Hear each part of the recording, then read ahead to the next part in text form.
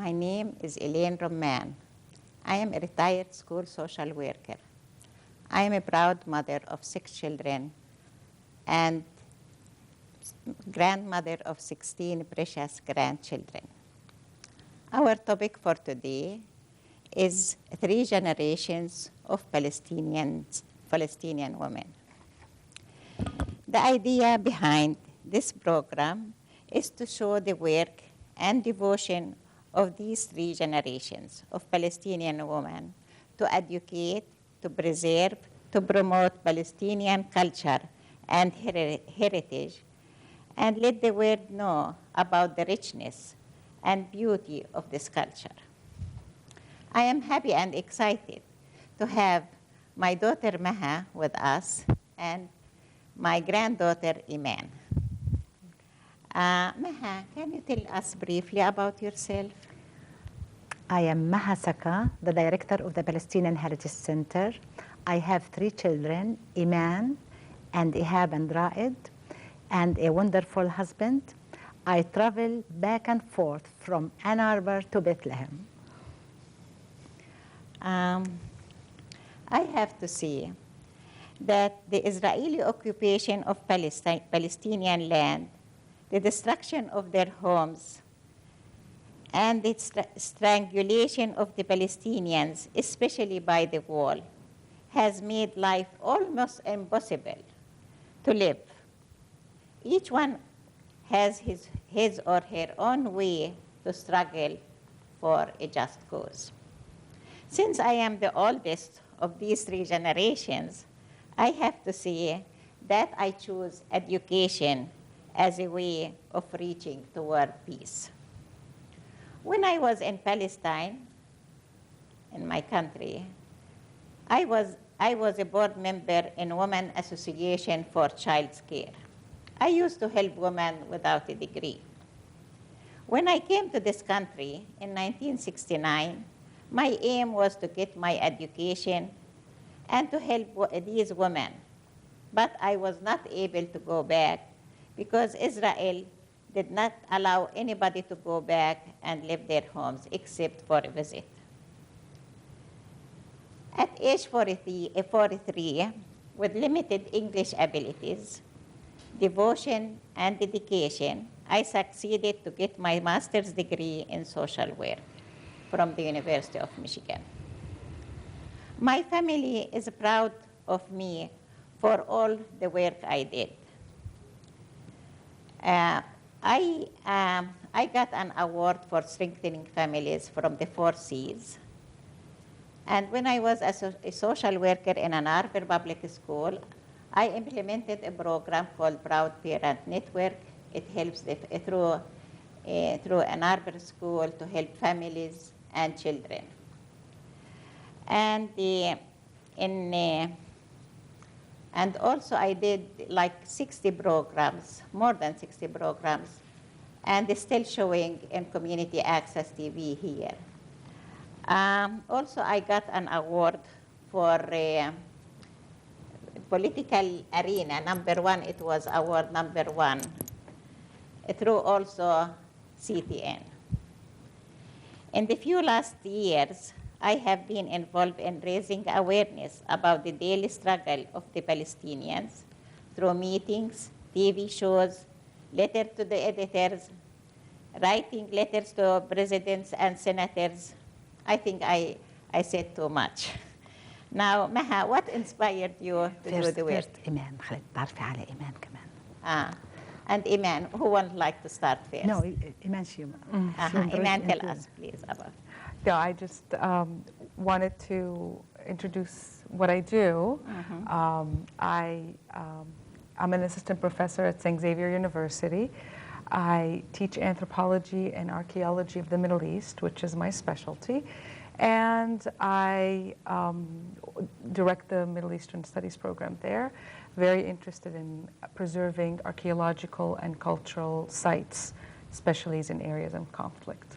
I think you got first your degree from University of Michigan. I did, my undergraduate. Graduate and undergraduate. Yes. And then from University of Chicago. Yes. Yes.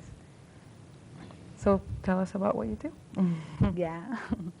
You ask me What why, inspired you? yeah. What inspired you to do this work? Yes, I think in 1987, I felt that, and we know that we are under occupation, and this is in the beginning of the first Intifada. I feel there is another struggle to show that this land is belong to people, is not land without people, through our culture and heritage, about the beauty and the deep of our culture and heritage. I decided to choose the dresses. The dress is like identity for every village and town in Palestine. Then, يعني, after that, I think, what can I do after this? I think I must make an research. I go to the refugee camps there, and I think I can take the truth from the mouth from the woman there, and Their oral history you got. yes, the history and the truth from their mouth. And I think I focus on the dress because I think the dress is like identity for every village and town in Palestine. And after that, I opened the Palestinian Heritage Center there. It's in this center, there is many purpose of the centers. It's a museum and a section for the postcard and posters there. The postcard and poster, they show the historical and archaeological and religious places behind the dress. The dress is like identity. Wow. Why I said the dress is like identity? Because the woman, she wrote the story about her thought and about her village and what she think about it on her dress by embroidering. Wow. That's why you can tell from where this woman from her dress. And after that, I start to make courses for the new generation because they start to disappear from their mind, their heritage. And they must be proud about their heritage and to defend themselves from this heritage. And I think this is another struggle to show that this land is belong to a people. To the Palestinian. To Palestinian, of course, Palestinian people. I make many courses there to teach the woman and the new generation the embroidery.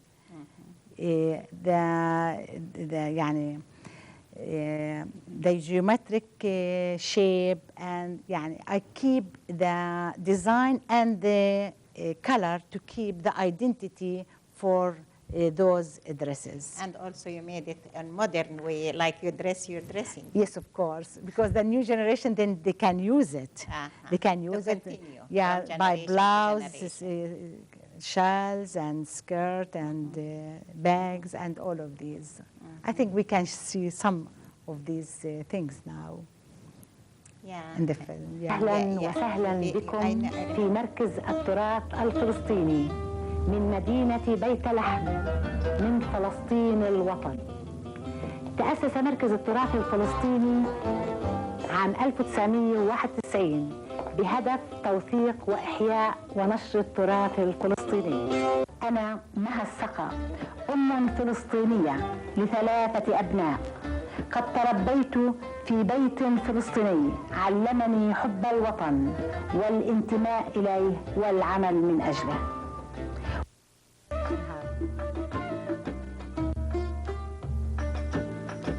بعدها قمت بتأسيس مركز التراث، واخترت فريقا من الفتيات الواعيات المثقفات اللواتي أدركن واجبهن الوطني في إحياء ونشر التراث لحمايته من الضياع والانتحال. From your place. Yes, then she can make link between the past and the future in this way. Yeah, and I think, what else, Iman? Well, there's a lot to say, I think. Okay, maybe they'll show the next segment. لا ماما. Yeah, let's tell. Yeah. I don't know if they're going to show it right now or later, but I think the designs and the motifs on those dresses are very important, and they tell a story. And each motif on these dresses, like the one my mom is wearing, tells a story about the history and the belief system of these people that produce these dresses. So, and you know that we have dresses like now we saw. This is how they The postcards and the posters, Uh-huh. and we can see here the historical places, and we join between the dress and the historical. And now we will see the map here. Tell us about the map, Maha. I think it's certain here. Or Iman, can you show it? Or, No, I can. Uh-huh. Yeah. I have it with you also. مع ثياب They can see that. القدس مع الصخرة والقيامة، غزة مع المطار والمينا. يعني كان كل ثوب هو وثيقة وهوية لكل قرية ومدينة فلسطينية. فبتمنى كل بيت يكون عنده هذه الخارطة حتى نعيد لأولادنا الذاكرة بقرانا ومدننا الفلسطينية وفي أزيائنا الشعبية. يضم المركز مشغلا مميزا للتطريز تعمل فيه أكثر من 60 من النساء والفتيات الماهرات اللواتي يتقن فن التطريز الأصيل والحياكة ويعملن ضمن خطة مدروسة من قبل المركز لإحياء ونقل التطريز القديم مع الحفاظ على أصالة الزخرف وأصالة اللون على الملابس الحديثة ليتلائم مع روح العصر. من هنا أقول علينا أن نمارس التراث حتى يبقى ملكا لنا. فالتراث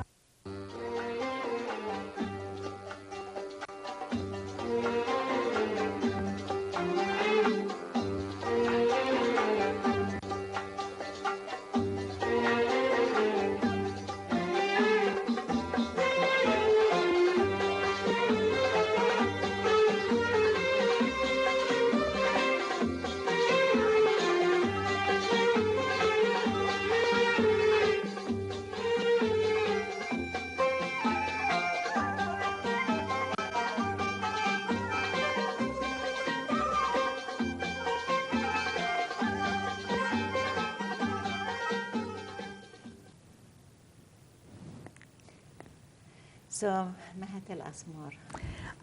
I can't. Yeah, the most important that we have more than 60 women. They are working in the center.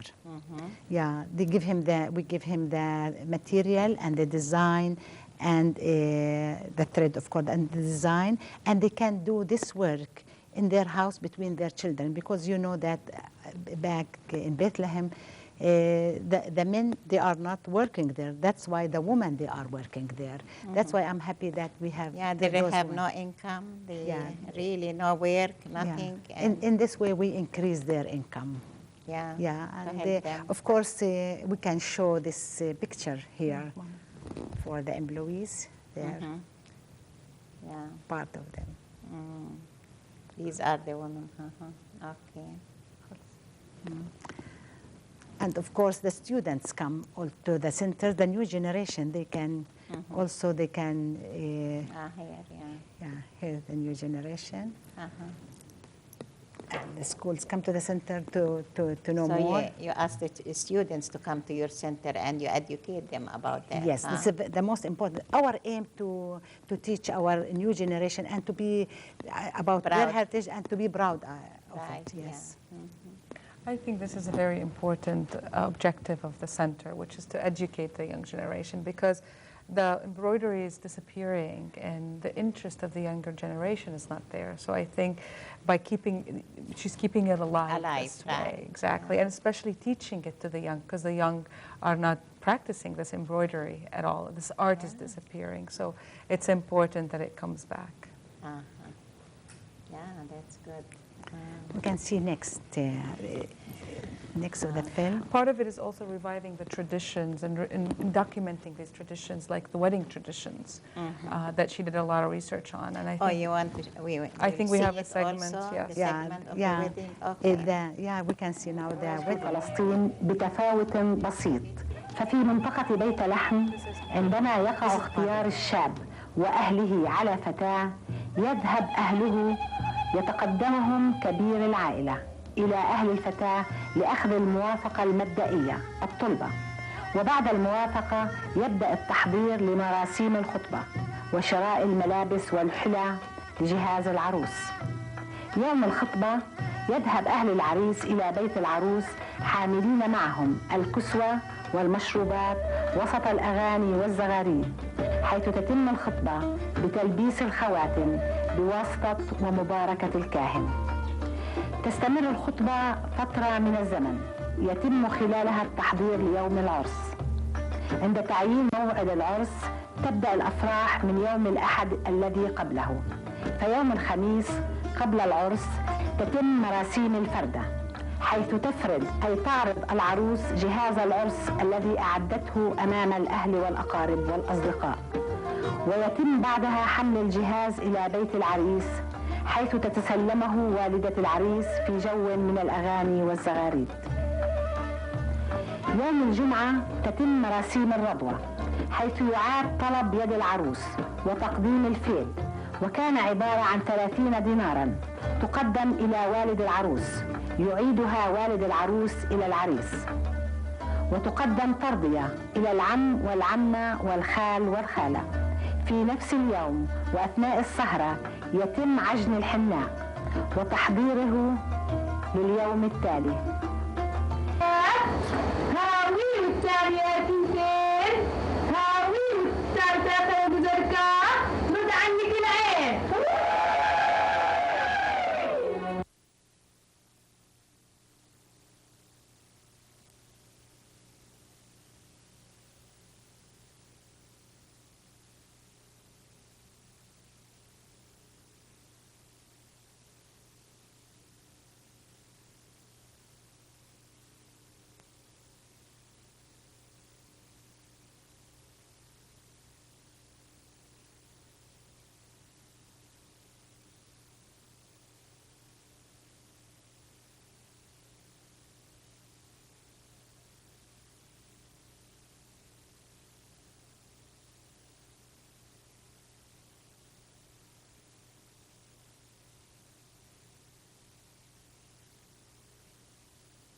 حرام الله يا مسافر وين حرام الله، ما تخاف من الله ما تخاف من الله، يا زيت قلبي ما تخاف من الله. وين يا حبيبي وين يا حبيبي يا ربي وين يا حبيبي، حظ نصيب حظ نصيب يا زيت قلبي حظ نصيب. وين حرام الله وين حرام الله وانتي يا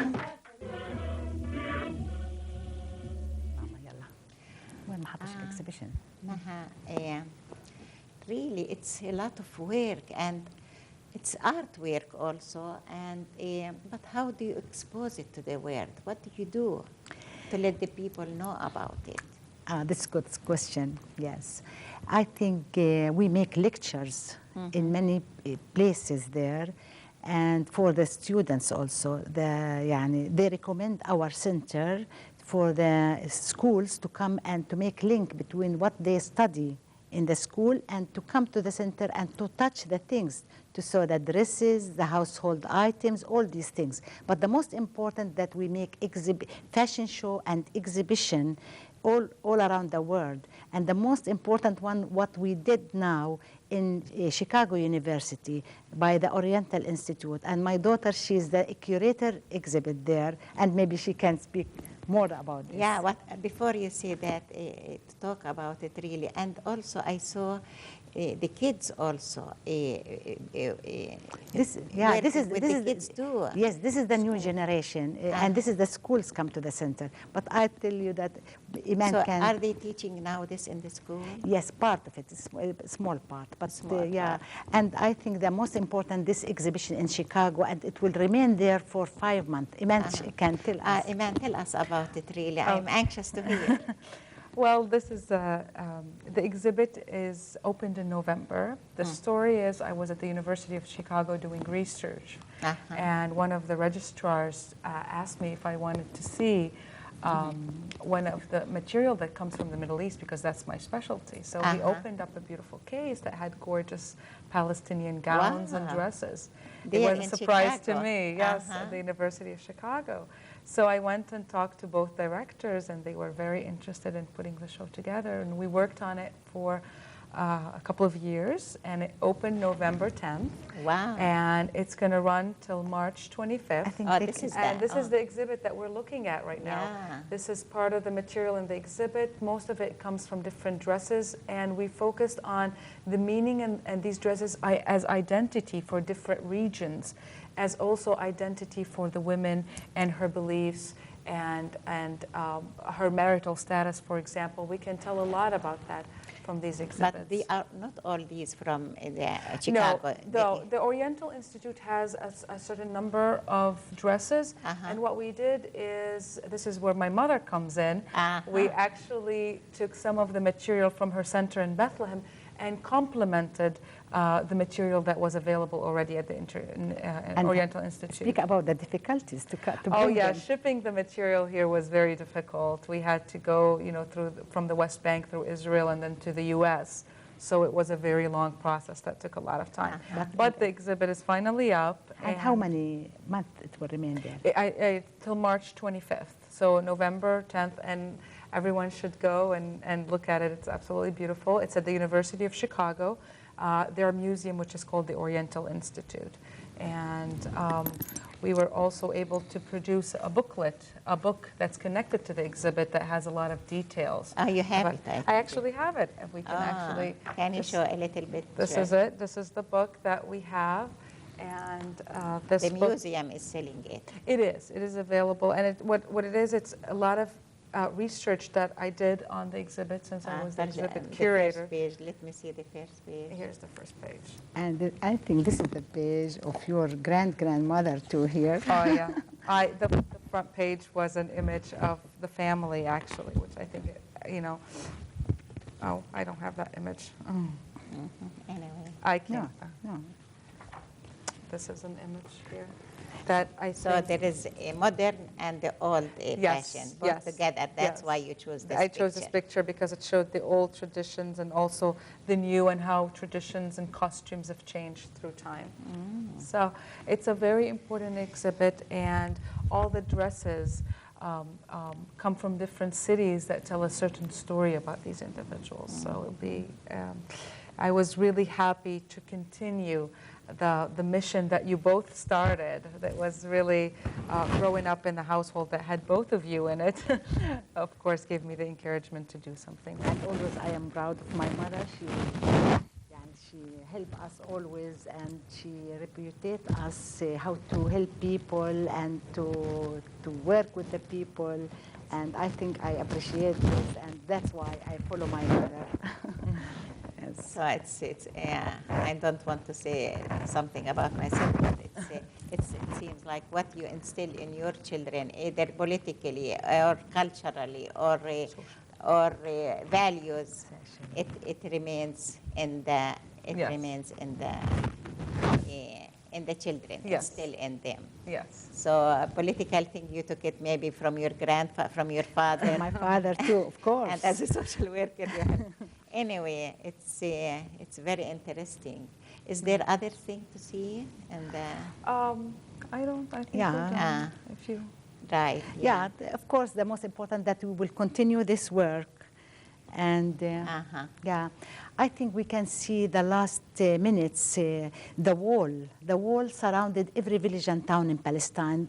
Yeah, Tell us about the wall, because I heard that you can't even, the people in Christmas or yeah, we can't go to pray in this way. I am going. The wall. Yeah, and the wall is just beside my center, 50 meters, and this is between Bethlehem and Jerusalem, and I can't enter Jerusalem by this wall. That's why I'm coming here and go from where to where, and I can't enter Jerusalem. And it's only 5-7 minutes from Yeah, Bethlehem 10 minutes, to Jerusalem. yes, yeah. Jerusalem. But I think the wall, it must go down, yeah. And I think all the people now, they want this wall to disappear. So you are in a big prison. Yes, You every mean village and it's, town in it's Palestine. open prison, and that you can't move here or there. But I think one day we'll have our freedom. But it's like you and like Bethlehem district, Beit Jala, Bethlehem, Beit Sahur. It's one. It's you can move to this only, and then you can't move. Just yeah. And the wall, I hear that it cuts. Tell us, it cuts the schools. It takes more than 22% of the 22% from the left from Palestine. Yeah. How many? It takes like nine. No, 22%, and it takes the water.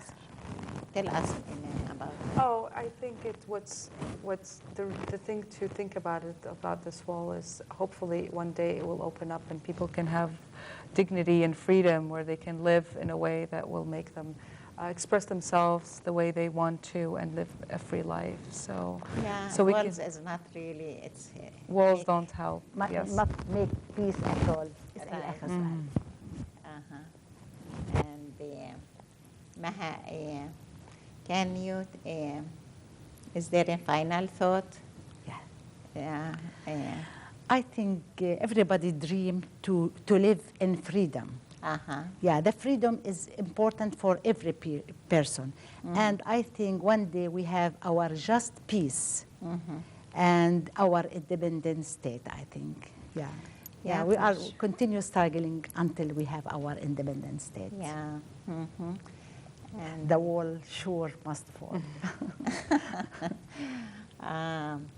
Iman, is there anything to share also until, do you have any?